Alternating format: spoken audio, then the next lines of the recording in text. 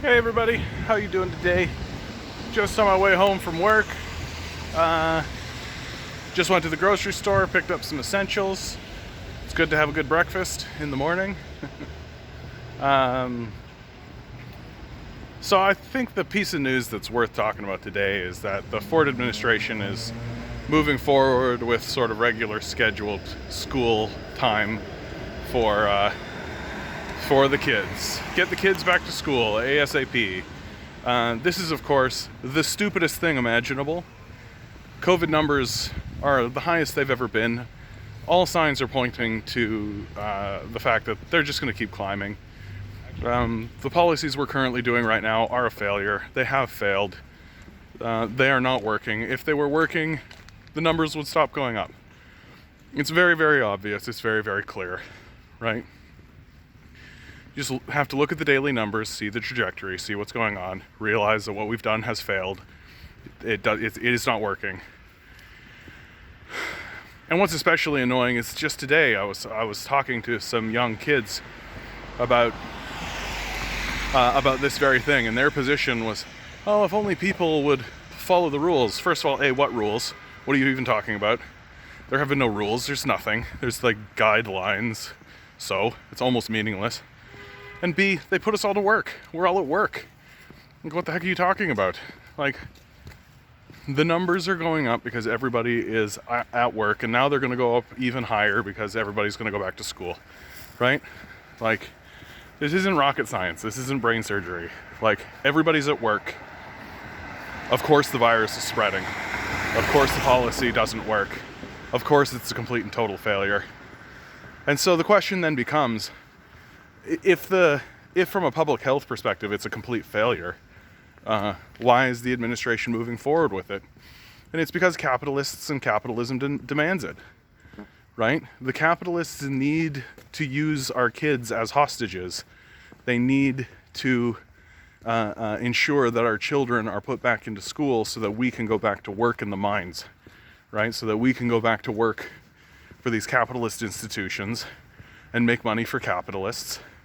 And waste our lives doing it. And most importantly, so that we don't get any amount of time to actually organize, to actually have energy, to actually put any effort towards, improving our society and ridding ourselves of these worthless parasites. No, everything needs to be focused on enriching and further empowering these absolutely worthless parasites who do nothing in our society.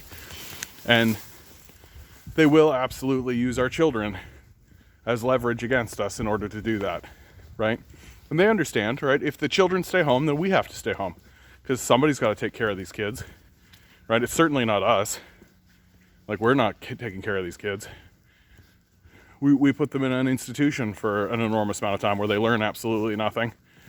And then when they get spit out the other side, the only thing they've truly learned is how to bow to institutional power, right? That's the purpose of the education system. It isn't to actually educate them. It isn't actually to help them find their passion. It isn't actually to help them get to a point where they'll learn anything or know anything, least of all about themselves. It's specifically and only so that they can learn how to bow to institutional power. That's the purpose of the education system. And the people who do it the best, the people who bow to institutional power the best, are rewarded the most, right? They get the biggest house, the biggest car. They get the nicest plot of land, the job with the most prestige, because they have bowed to institutional power the most effectively. And even that, the capitalists are even starting to take that away, because they, if someone has like a decent house and a decent life and all of this, well, there's money to be squeezed out of them. Right? They got to squeeze blood out of the stone. So if you're, a doctor, lawyer, engineer, you don't live in like the biggest, nicest house anymore. You live in an apartment with your wife who also works as like a professor. You're not this whole the ancient system literally one generation ago, where somebody who bowed to institutional power most effectively was well rewarded, is collapsing. Yeah, because the whole system is in free fall. The whole system is in collapse. Is what we're experiencing in front of our eyes, right? You take a look at what's going on in the States. They're experiencing a governmental systemic collapse, which coincides completely with our ecosystem collapse, right? And we can just take a look at what's happening right now to see what the ruling class is going to do once the climate change collapses begin to actually have profound effects on our day-to-day lives. Like right now we can pretend as though climate change is not an issue because the collapses are happening underneath the house, right? They're taking out the foundations of the house, right? They're rotting the interior of the house. But the walls look fine, you know, the flooring looks fine. When I go home and I go to sleep, everything looks fine, even though the foundation is completely cracking and everything is breaking all around it. And if we don't do anything about it, then when the house collapses, as it's going to, as it's structurally designed to, we won't be able to save it. And of course, I'm of the position, if you've been watching this channel for any length of time, I'm of the position that we can't save it. It's already collapsed. We're just waiting. We're just in this sort of free fall position, waiting for it to happen. And when it happens, right, you can just take a look at what's happening during this COVID period to see what our leaders are going to do. Once the food shortages begin, once the water shortages begin, once it becomes harder and harder to organize a society, once it becomes harder and harder to heat our houses, right? Once it becomes harder and harder to get gas to put in our vehicles, the ruling class is just going to completely kowtow to the powerful and continue collapsing our society into neo-feudalism, which is the structure we live in now. Like, we don't live in a capitalist society. We don't live in a socialist society. We don't live in a communist society. We live in a neo-feudal society, which is controlled by a handful of oligarchs. And we pretend as though we're in a democracy, but the democracy is strictly bourgeois, right? The democracy is strictly there for show. It doesn't exist for our benefit. It exists for show. Where gullible idiots are convinced that, oh, that tiny, almost insignificant minor change that Justin Trudeau and the Liberals put in, that really matters. That really justifies their 4 years of rule, right? That's the thing that drives me crazy. Moronic Liberals telling me that, like, these insignificant changes that the Liberals have done to these systems actually matters. When the reality is that these are the tiny crumbs that the Liberals throw out to the populace with full knowledge that the Conservatives will pull these back when they get in power. Because, as I always say, the Conservatives and Liberals are allies and they work together. They're not opposed to one another. They work very closely with one another to ensure that power stays exactly where it's supposed to, which is in the hands of the oligarchs. And so now what the oligarchs are saying, get those kids back to school. Get those kids back to school. You need to get those kids back to school, because if you give these kids a break, if you give them any amount of time off and you give their parents any amount of time off, then the parents and the kids might start coming together and being like, hey, wait a minute, why are we paying attention at all to these worthless, pathetic, parasitic capitalists who do nothing but steal our wealth? And you can't have that. You can't have that. You can't have people realizing that, like, oh, why are we voting Conservative and Liberal? And the NDP is getting more and more questionable by the day, frankly. The NDP is getting more and more questionable by the day. Like, we don't need another bourgeois do-nothing party. Like, we have the Liberals. Like, we don't need another party that's going to be like, yeah, vote for us, we'll do things, kinda. Like, when it comes to the issue of climate change, like, we need to be in a war economy.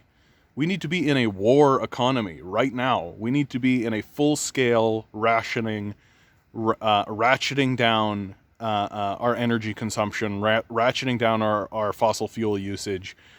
We need to be having serious adult conversations about how to move forward with this, and instead we're banning straws. Like, it's pathetic what we're doing.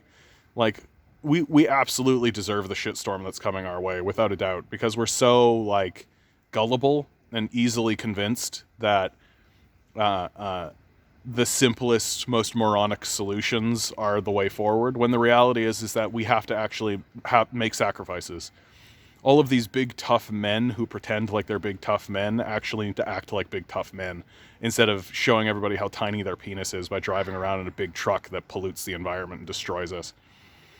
Like, we need to stop using necromancy. We need to stop using forms of power that actively destroy us, and yet we are heavily committed to our own destruction and the destruction of our species. And when the Ford administration refuses to send people home so that we can actually socially distance from each other, when the Ford administration refuses to keep the kids home, when the Ford administration keeps everybody at work and keeps everybody at school in the middle, at the height of a pandemic, what they're literally saying is that you can die and that is fine. We need money. And it's such a pathetic worldview because no, you don't.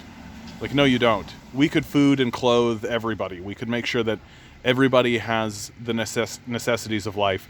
We could even distribute the necessary work into the populace to make sure that everybody has their base needs taken care of. So instead of having a handful of people working way harder than they absolutely need to, while other people are literally starving, we could have everybody working just like a part-time job, and that would be totally fine. Just everybody work less, and we need to do less as a people. It's unbelievable what we're doing right now.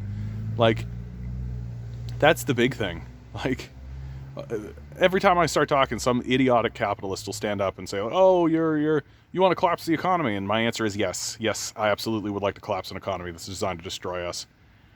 But can't seem to get that done. And so when the shitstorm starts, when the food shortages start, when the politicians begin to retreat into their palaces behind in their gated communities and abandon us, which is exactly what they're going to do, because that's what they're doing now, it will be up to us to fend for ourselves. And so we need to start having that attitude now, that we have not acted accordingly to deal with climate change, so we're going to get completely ramrodded by it. And when we're abandoned by our politicians, because that's what they do, we're going to have to look to one another. And so we have to organize locally. We like literally your neighbors. I'm not talking about like finding that community online and all this kind of stuff, which I know is slightly hypocritical because here I am. But I am talking about, like, you have to start talking seriously with your neighbors about what's going to happen when the food shortages begin. You're going to have to start talking seriously with your neighbors about, like, what organizational structures are you going to rely on to ensure that your family can be fed and that your house has heat when the climate change crisis actually becomes a daily affair. Because it absolutely is. Because our politicians are absolutely, completely disinterested in resolving that problem. They're interested in looking like they're resolving that problem, but they aren't. They aren't. Like, and it's time for us to actually, like, and I'm saying that across the board. I can't think of one single politician that's taking that issue seriously. And it does. The Green Party, the NDP, the Liberals, the Conservatives, nobody's taking it seriously. They all want to look like they want to take it seriously, but nobody's actually saying, like, hey, we need to restructure our economy into a war economy to fight this existential crisis that is going to wipe us out. While the Liberals are standing there being like, we'll just ban straws. We'll ban straws and we'll raise the tax on carbon by 0.2%. Yeah, that'll do it. Yeah, that'll save your children from the apocalypse of our own creation. Yeah, we're going to get completely fucked. On that happy note, that's the end of me. Like, share, subscribe, do all the bells, do all the whistles, hit all the things. You'll notice that I've added a Patreon. Hey, if you want to give me money, it's in the description. Give me some money. Bless you if you do. Bless you if you do. Go talk to your neighbors. They're the people that really matter now. They're the people who really matter now. Because when our political class, as our political class abandons us, we need to rely on them more than anybody. All right, good luck. We're going to need it.